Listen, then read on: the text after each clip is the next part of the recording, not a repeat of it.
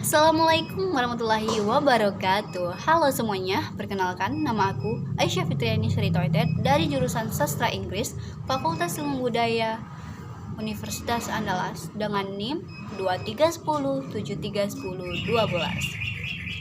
Di sini aku akan meresensi sebuah novel atau sebuah buku dari Terelia yang berjudul Si Anak Cahaya.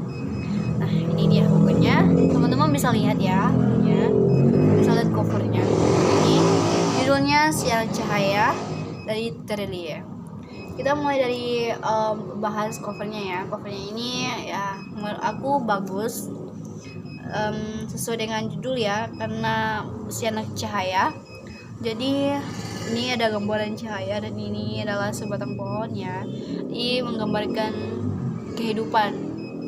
Cahaya ini memberikan kehidupan bagi orangnya.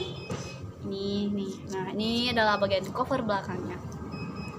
Cover belakangnya ada sedikit catatan ya, karena maklum bukunya ini sudah lama, jadi ya banyak juga yang minjem, jadi bukunya nggak terawat ya. Memang ini novelnya aku dapat tuh dari adik sepupu aku.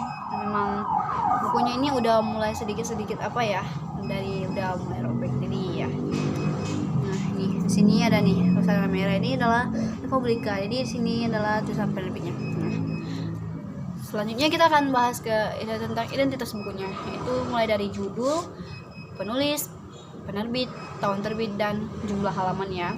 Pertama adalah judulnya jelas ya, di sini tertulis Si Anak Cahaya. Jadi judulnya itu Si Anak Cahaya dan penulisnya yaitu Terelia. Nah, ini Terelia, di sini tertulis Terelia dengan jelas.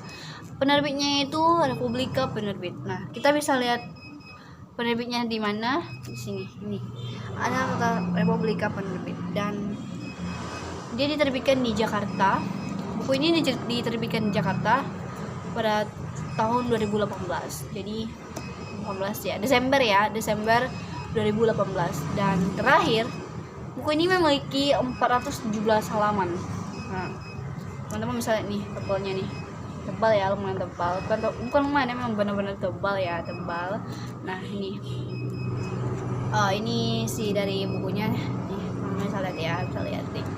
Ini kertas bukunya nih berwarna kuning agak keemasan dikit ya, sesuai dengan covernya, karena ini gambarnya cahaya seperti warna kuning, jadi ini lembar kertasnya juga warna kuning. Ini menurut aku cocok sih, sesuai dengan apa covernya. Oke. Nah, itu dia tadi pembahasan tentang identitas bukunya ya. Sekarang kita kayak sinopsisnya. Menurut yang aku baca ya dari novel ini, ini menceritakan tentang kisah Nurmas, anak sulung dari Yadi dan Kaf, di mana Nurmas ini memiliki petualangan yang menyenangkan, menakjubkan, dan juga mengerikan dan atau menegangkan ya, menegangkan.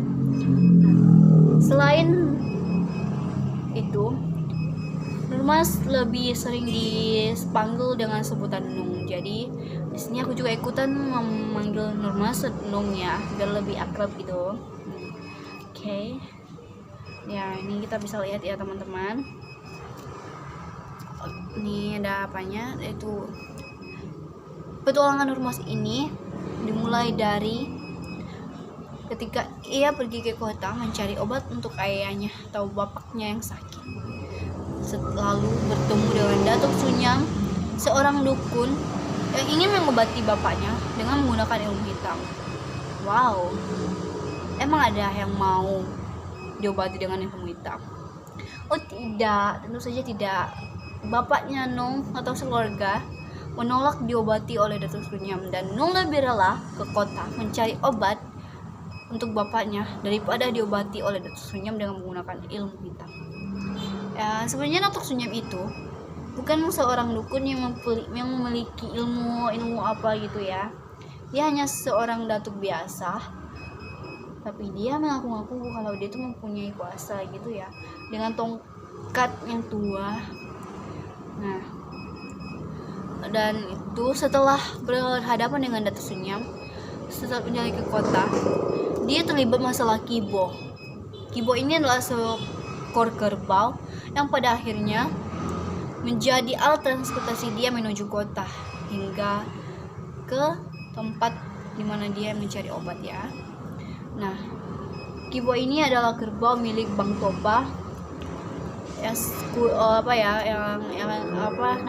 yang menjaga Kibo atau yang memelihara Kibo ya, menjadikan dia sebagai alat transportasi kemanapun ya. Nah, itu adalah kisah dari Nung yang menyenangkan atau yang buat dia yang menakjubkan dan paling menegangkan, yaitu ketika Nurmas dan 3 sahabatnya pergi ke ladang malam-malam untuk menjaga ladang agar tidak dimasuki babi hutan yang liar dan harimau. Namun setelah di sana mereka berhadapan dengan babi hutan liar dan juga harimau. Tapi itu belum terlalu menegangkan ya teman-teman. Yang paling menegangkan itu yang paling puncaknya ketika Dulikas kembali ke kampung mencari bapaknya Nung untuk balas dendam. Dulikas menggunakan strategi propaganda karena pada saat itu kampung Nung mengalami pekik gagal panen sehingga mereka kekurangan beras, stok makanan. Dia membuat propaganda tentang siapa yang untuk mendapatkan beras ya,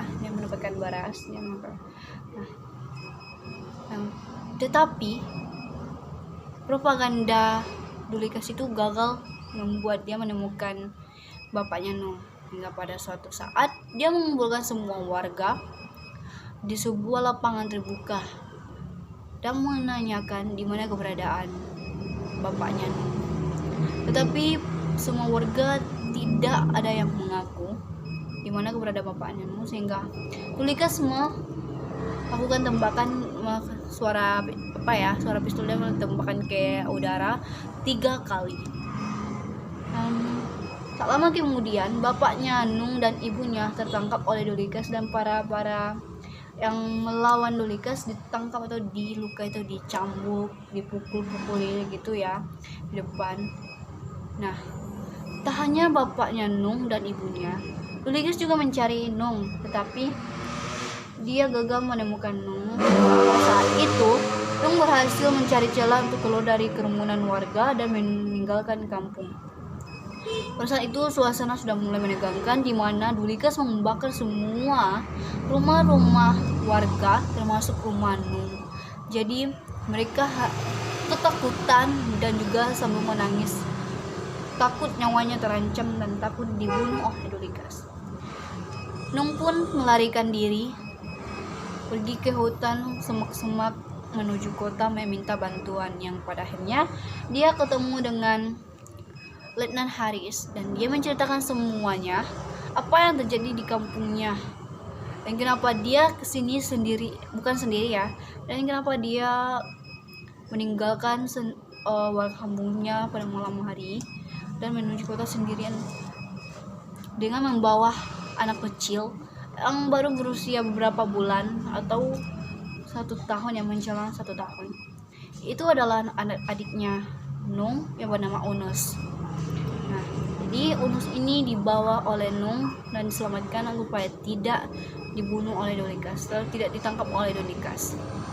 Nah, setelah beberapa lama menceritakan kejadian tersebut, Nung dan Letnan Haris menyusun rencana untuk kembali ke kampung dan menangkap Dulikas. Nah, pada akhirnya Letnan Haris dan para komplotan tentara lainnya dan Nung kembali ke kampung untuk menangkap Dulikas, dan mereka berhasil menangkap Dulikas. Semua warga bebas dari ancaman Dulikas dan semua bisa bernafas dengan lega karena Dulikas sudah tertangkap, dan Nung pun melepaskan ayahnya dan ibunya yang diikat oleh Dulikas. Dan esok harinya warga kampung pun kembali bergotong royong untuk membangun rumah mereka masing-masing.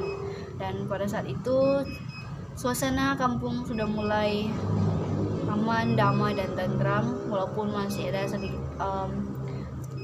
bekas-bekas luka lah ya, bekas-bekas bakaran akibat dari ulah Dulikas.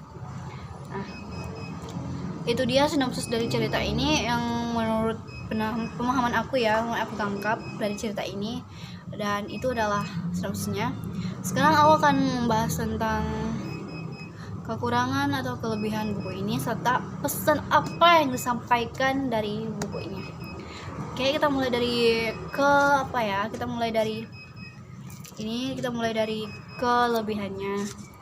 Buku ini memiliki kelebihan, yaitu narasinya ini ringan, alurnya sangat mengalir, dan berhasil membangun latar belakang pada tahun 1950-an, sehingga para pembaca ikut bernuansa atau ikut merasakan nuansa pada tahun tersebut. Nah, dan setelah kita membacanya, kita akan terhanyut, kita akan bisa membayangkan kejadian-kejadian apa, atau kita akan terhanyut dalam cerita itu, seakan-akan kita juga menyaksikan petualangan Nung ya, menyelamatkan kampungnya. Dan ya, buku ini juga memberikan kita pelajaran tentang sejarah dan juga memberikan pelajaran hidup, yang dimana kisah ini juga memiliki pesan atau makna yang tersirat, atau pesan makna kehidupan ya, makna kehidupan. Dan kekurangannya yaitu ini detail ceritanya sangat berlawanan dengan informasi dari seri sebelumnya. Terus ini juga kurang konsisten, karena dia detail informasinya itu berlawanan dengan seri sebelumnya. Jadi ini bukunya dinilai konsisten ya. Ya nggak tahu sih, menurut aku ya, karena aku tidak membaca seri sebelumnya, aku tidak mendapat buku seri sebelumnya, jadi menurut aku ini nggak terlalu lumayan konsisten juga ya, walaupun ya. Terus ini penerbitannya terlalu lama, jadi pembaca lupa dengan informasi dari seri sebelumnya. Novel ini sangat saling berkaitan dengan seri sebelumnya ke seri selanjutnya dan seri selanjutnya. Nah, itu dari kekurangannya dan kelebihannya, itu adalah kekurangan dan kelebihan novel ini. Sekarang kita ke pesan moralnya. Menurut aku, pesan moral yang aku dapat dari novel ini adalah yaitu terdapatnya kegigihan, kejujuran, dan semangat yang tinggi, ketekunan, keberanian, ketulusan, dan yang paling penting adalah